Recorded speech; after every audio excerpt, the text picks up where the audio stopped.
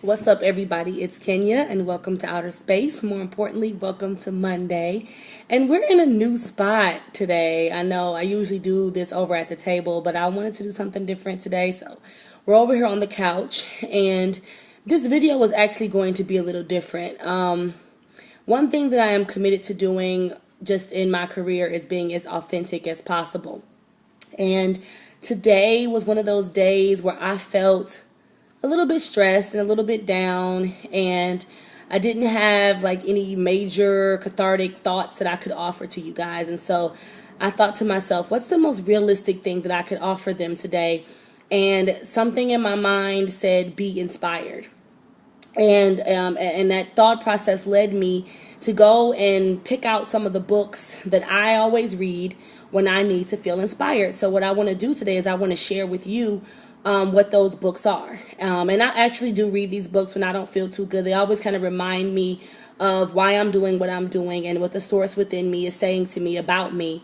And it's really very good. So if you would allow me to, I'm going to share with you. I think I have like 5 of them here, and these are kind of my go-to, and I'm going to give them to you in order of like, when I feel the worst, what do I read first? Okay. So, when I feel the worst, what do I read first? And that would be this book right here.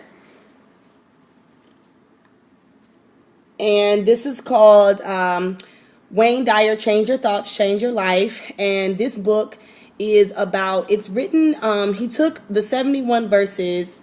Is it 71 or 81? Let me look real quick. I believe it's 71 verse 81. Oh, see.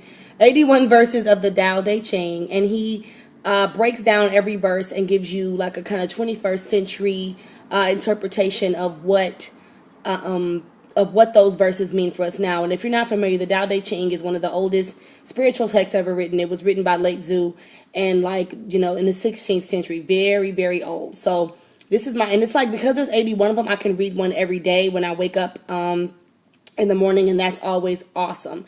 The next book, of course, is The Power of Now. Ooh. See that one? And this book is written by Eckhart Tolle. He wrote this book before. He got really famous for writing A New Earth, but he wrote The Power of Now before A New Earth. And actually, The Power of Now is where I got the idea to get my space tattoo.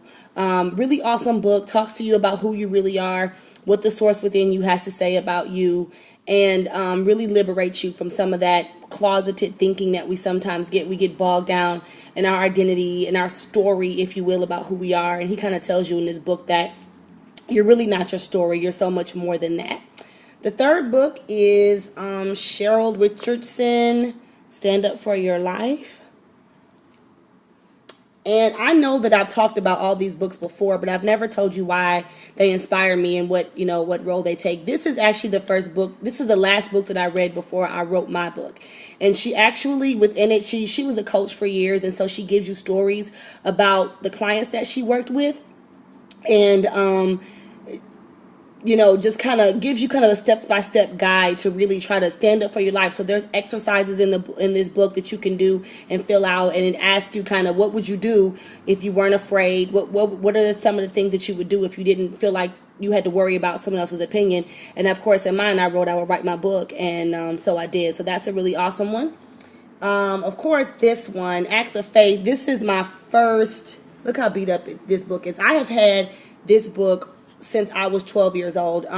Someone actually gave me this book the day of my mother's funeral, put that in my lap when I was 12, and said, just take it day by day. And what this is this daily meditations for people of color. And every day you can open it and you can read something that kind of inspires you. And I know my eyes are all over the place today. I want to stare at myself, but the camera's here. So that's what the switching is going. I'm sorry.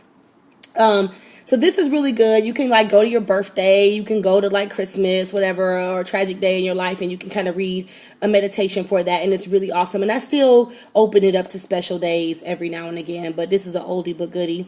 And the last book, and the only reason why this one is last is because it's the newest book that I've gotten, but it's called Buddhist Bootcamp, and it's written by Hawkeye, who is an ex-Buddhist monk who wrote a book, just practical, everyday, just solutions to some of your, it's really just him on topics. So he writes different short stories, and at the end of those short stories, he's giving you some sort of a lesson, and it's awesome, awesome, awesome. So those are the books that say those. What do I read first when I feel the worst? And of course, I do read my book, honestly, sometimes when I want to be reminded of my own story and how far I've come. But I did not want to do a video about me reading Empty Space to inspire myself. That felt a little bit narcissistic, so I didn't want to do that.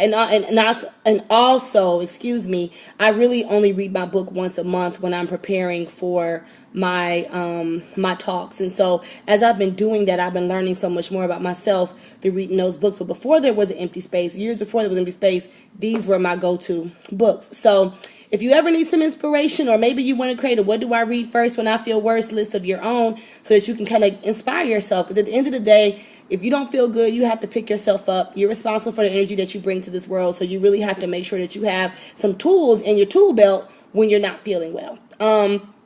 Okay, switching gears. October 10th, I will be at Georgia Tech. It's open to the public, 6 p.m. at it's the Student Center, but I'll list that in the comments. And October 19th is actually the last of my series at Charis, and I'll be doing it on destruction. So I'm really excited, which is, of course, is the last chapter of my book. So in the meantime, guys, I appreciate your time and your support for giving me 7 minutes of your week. If you like these videos, make sure that you share it with your friends and family. Check me out on my website if you want to grab a copy of the book. Oh, and the ebook is also up too on Amazon and on iBooks and Kindle and all that stuff. So if you're interested in getting a little Empty Space, Empty Space is now in more places. Cool? All right, so yeah, post your comments. Bye.